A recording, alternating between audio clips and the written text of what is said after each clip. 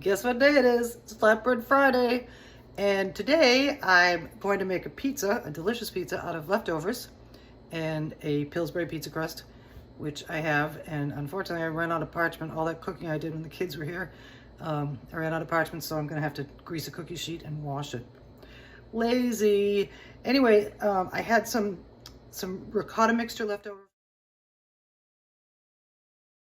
Mixture left over from the manicotti that I made for the kids, well, for the grown-ups, because the kids didn't want it. And I had some leftover bacon from breakfast. I have some tomatoes from my garden.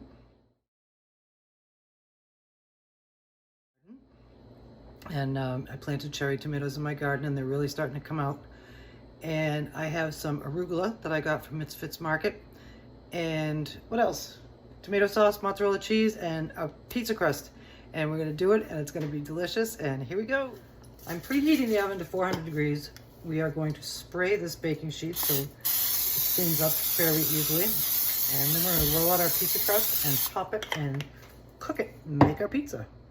Here's our pizza crust all laid out. I'm not doing a crust around the edge this time. I'm just gonna make it a flat pizza. This has to par bake for about 8 minutes, so we'll see that. We're gonna start our pizza with some spaghetti sauce.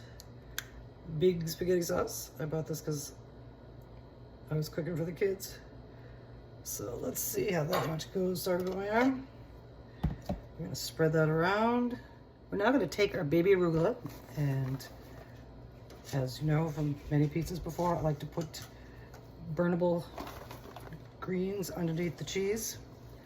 Arugula holds up a little better than spinach, but we're gonna do that anyway. So we're gonna spread that all around. Okay, arugula's down, and now it's mozzarella time.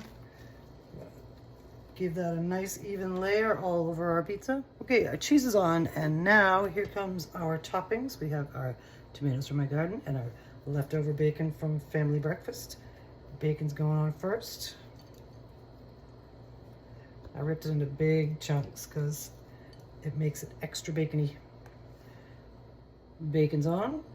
Now our tomatoes are going on. We're just gonna drop these randomly all over the place. Here comes the fun part. We're gonna take our manicotti filling, and as you remember, or maybe you don't, this has eggs and cheese in it. So hopefully it won't spread out too much. It'll sort of hold together in our little dollops. Okay, here is our bacon, tomato, arugula, and ricotta pizza. And we are going into the oven for 400 for about 20 minutes. And let's see how we look when we come out. Our bacon, tomato, arugula, and ricotta pizza is now out of the oven.